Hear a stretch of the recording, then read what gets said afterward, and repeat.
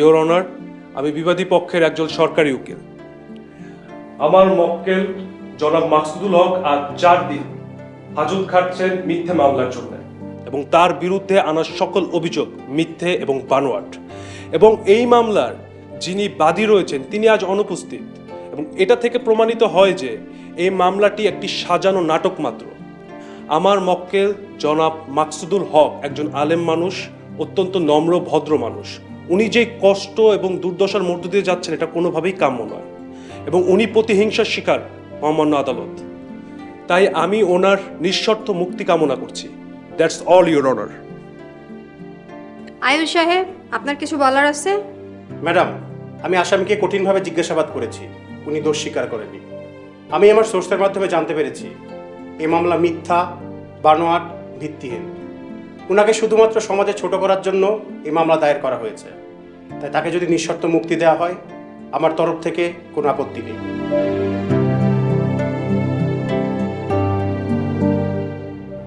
সাক্ষীদের সাক্ষ্য, আয়ুষ সাহেবের বয়ান এবং উকিল সাহেবের আর্জি সবকিছু বিবেচনায় প্রতীয়মান হয় যে জনাব মাকসুদুল হক সাহেবের বিরুদ্ধে আনীত অভিযোগ সম্পূর্ণ ভিত্তিহীন এবং প্রতিহিংসামূলক।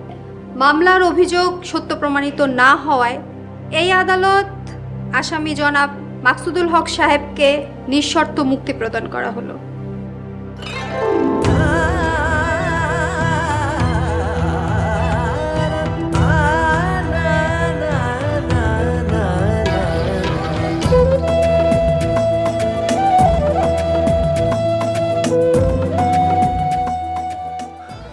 আল্লাহ, তুমি সর্বশক্তিমান, একজন আলেমের ইজ্জত রক্ষা করছো।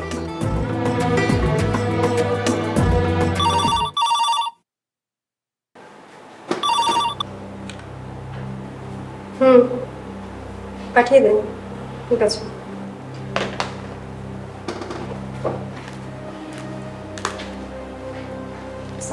ওয়ালাইকুম আসসালাম।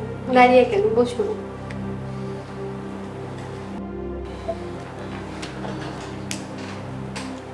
তো এখন কেমন লাগছে? আলহামদুলিল্লাহ, সকল প্রশংসা আল্লাহ তাআলার, যিনি আপনাদের মনে আমার জন্য দয়া সৃষ্টি করছেন। আপনি অনুমতি দিলে আমি একটু পরিবারের লগে দেখা করতে চাই, গ্রামে ফিরতে চাই। অবশ্যই পরিবারের কাছে ফিরে যাব। মিস্টার মাকসুদ, আপনাকে দুটো কথা বলার জন্য ডেকেছি। জি বলেন। মাকসুদ সাহেব, আয়ু আপনার এই কেসটা তদন্ত করতে গিয়ে দেখেছেন গ্রামের প্রভাবশালীরা সবাই আপনার শত্রু।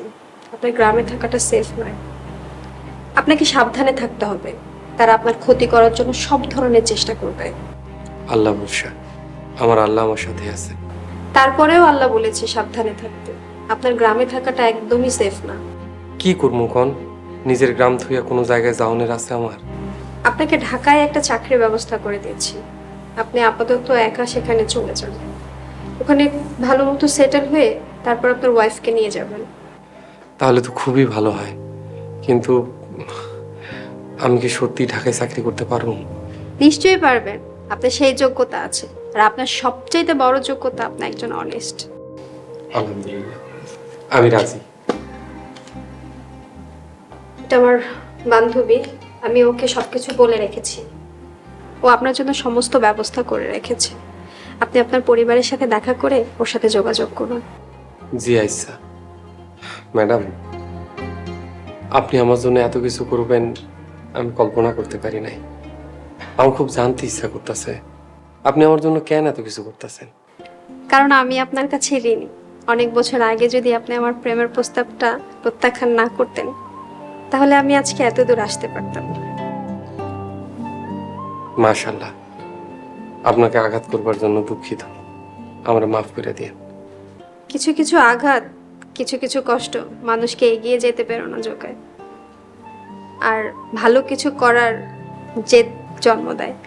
ভালো থাকবেন। আপনিও ভালো থাকবেন, দোয়া করি আল্লাহর রহমত সর্বদা আপনার সঙ্গী হোক। আসি, আসসালামু আলাইকুম। ওয়ালাইকুম আসসালাম।